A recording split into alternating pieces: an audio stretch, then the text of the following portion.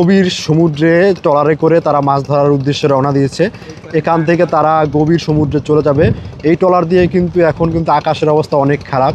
তারা কিভাবে থাকবে তারাই সেটা ভালো জানে।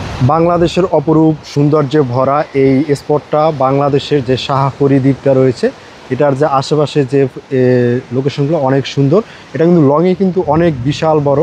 এটার যারা আসতে চান, যারা কক্সবাজার থেকে চলে আসবেন, কক্সবাজার থেকে চলে আসলে কিন্তু এইখান থেকে বেরোতে পারবেন। আর কক্সবাজার থেকে আসতে চান, কক্সবাজার থেকে জিপ ভাড়া করে কিন্তু চলে আসতে হবে এই অবস্থানে। ভিউয়ার্স, এখন আমরা চলে এসেছি কক্সবাজারের টেকনাফ শাহপরী দ্বীপে। এই শাহপরী দ্বীপে এসে আমার খুব ভালো লাগতেছে এবং শাহপরী দ্বীপের যে ব্রিজটা রয়েছে, এই ব্রিজে ঢুকতে হলে জনপ্রতি 10 টাকা দিয়ে আপনাকে ঢুকতে হবে। এই শাহপরী দ্বীপে আসলে সৌন্দর্য ভরা যে মাছ ধরা যে ট্রলারগুলো এখানে রাখা আছে। এবং ওই যে আমার যে পিছন সাইডটা যে রয়েছে, ওটা হলো মায়ানমান। ওই যে গাছ দেখা যায় বা অন্য অন্য ঘরবাড়ি টাওয়ার দেখা যায়, ওটা হলো মায়ানমান। এবং এই পাশটা থেকে যে ওই যে রয়েছে, ওই যে ঢেউ দেখা যায়, সাগরের বড় বড় ঢেউ দেখা যায়, ওই সাইডে হলো বঙ্গোপসাগর রয়েছে, সে বঙ্গোপসাগর ওটা। আর এটা হলো পুলের যে ওই যে গোড়ার অংশটা, অনেক সুন্দর লাগে। এবং আপনারা এর মধ্যেই যারা এই যে কক্সবাজার শাহপরী দ্বীপে এসেছেন, অনুভূতি কেমন হচ্ছে সেটা আমাদেরকে জানাবেন।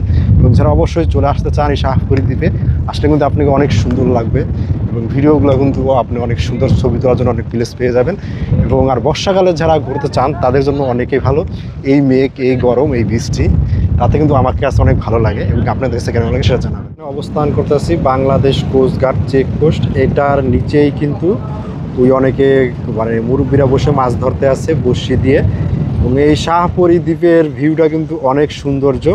দেখেন পুরো ব্রিজটা কিন্তু অনেক সুন্দর লাগে। এবং এখান থেকে যারা কোস্টগার্ডে রয়েছে তাদের কাজ হলো অন্য কোনো জাহাজ, ট্রলার বা সমুদ্রে গেলে তাদের হিসাব রাখা বা আবহাওয়া বার্তা সেটা জানিয়ে দেওয়ার তথ্য এখান থেকে দিয়ে থাকে। এখন আমরা যেখানে দাঁড়িয়ে আছি, এই শাহপরী দ্বীপের যে একটা কোস্টগার্ড রয়েছে, কোস্টগার্ডের এখানে অবস্থান করছি।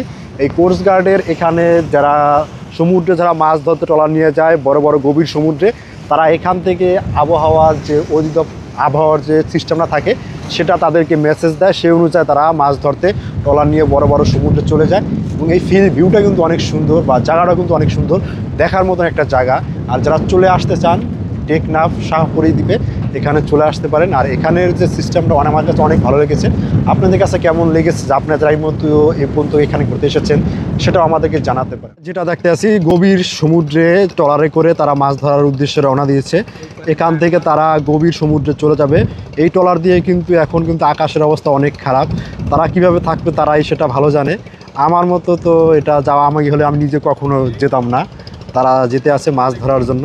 এসে অনেক বৃষ্টি হতে আছে। এখানে এখন বৃষ্টির মধ্যে আমরা দাঁড়িয়ে রয়েছি, যেখানে কোস্টগার্ড রয়েছে সেখানে দাঁড়িয়ে থেকে এই ভিডিওটা আপনাদেরকে দেখাই। সমুদ্রের মধ্যে থেকে মাছ ধরে এসে এখন সে কিনারে যাচ্ছে। কত ধরনের কষ্ট করে যাচ্ছে দেখেন, আস্তে আস্তে করে।